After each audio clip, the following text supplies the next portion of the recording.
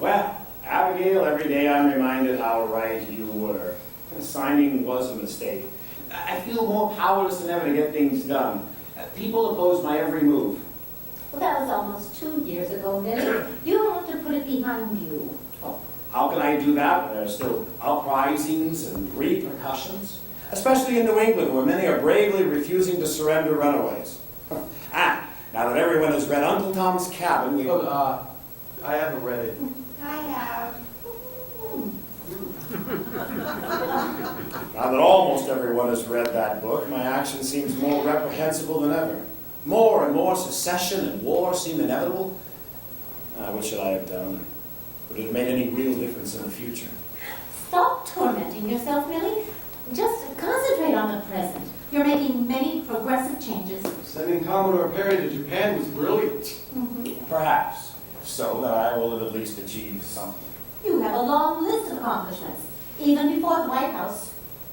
People in New York don't go to prison for debt because of you. Well, that doesn't exactly endear you to lenders who will never see their money, though.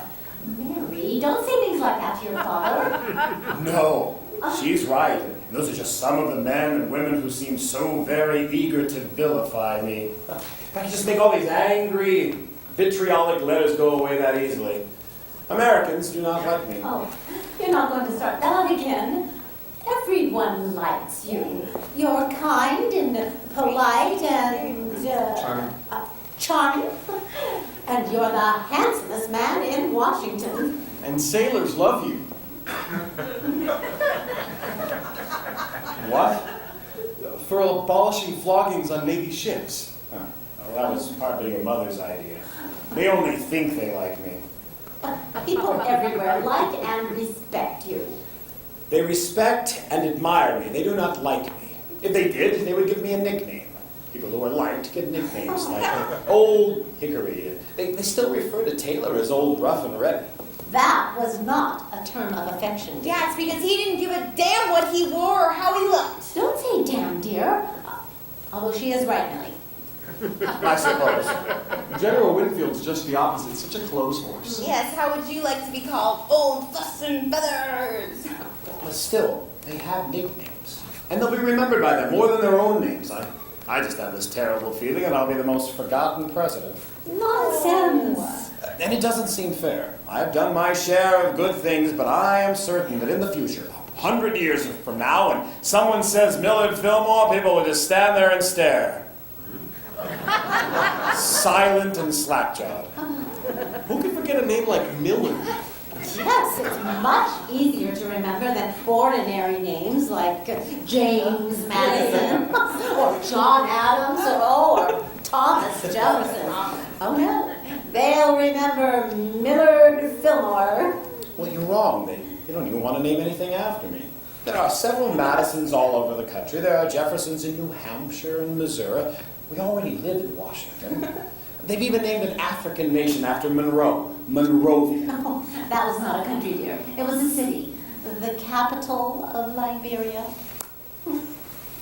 Yes, of course. I knew that. Not that he didn't deserve it.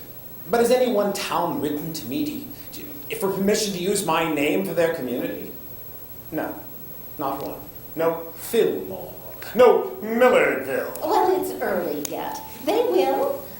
Someday. Well, you'd better hope so, my dear family.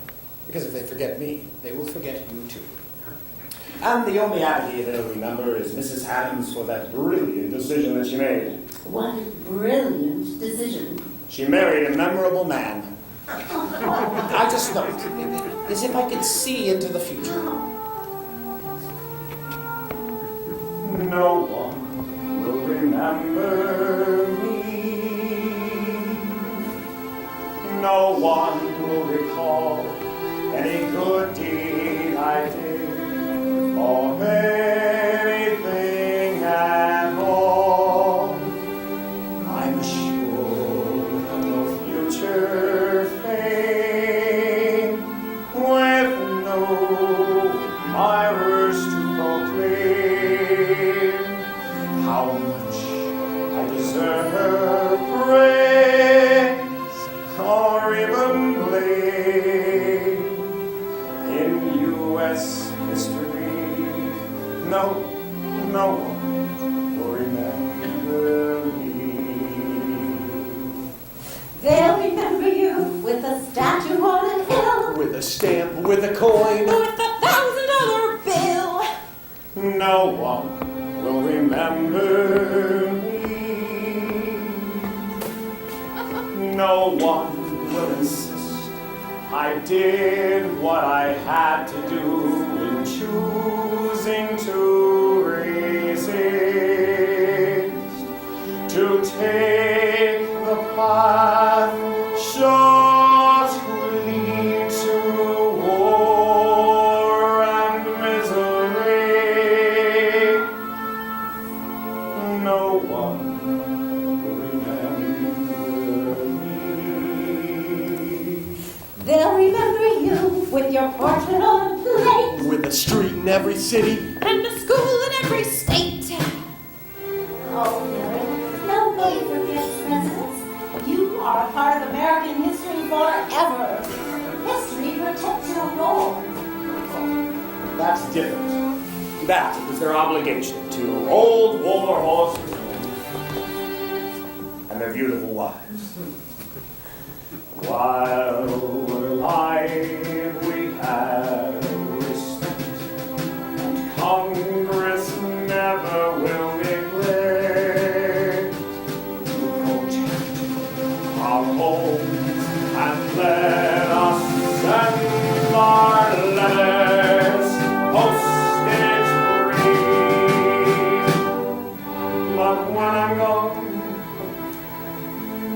no one will remember me. It's regret, my life will be forgettable, and 100 years from now, just you wait and see. They'll remember George and John and Tom and James glowing with reverence at the mention of their name. They'll remember John and Andrew, Martin, William, John, James, and certainly Zachary. But no one will remember me. They'll remember you with a plaque, with an ode. With a march or a road, with a rose or a tree, with a soaring symphony, a mural on the wall, a grand concert hall with a bust and I trust. With a custard or a cake or an apple. Or a county or a creek. No, a lake with a bluff and a bridge, with a canyon and a ridge. But wait, there's still more. With a university,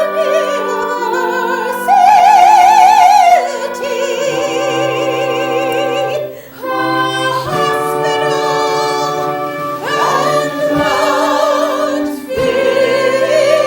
Fillmore.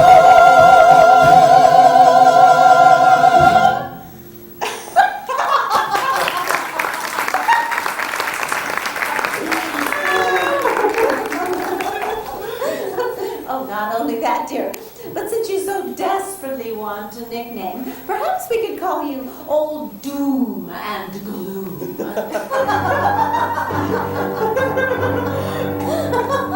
None of you take me seriously. Just wait for the convention in June. When it comes time for the election, we'll just see how popular old Doom and Gloom really is.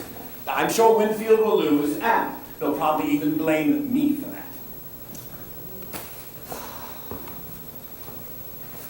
Cake? What kind of cake?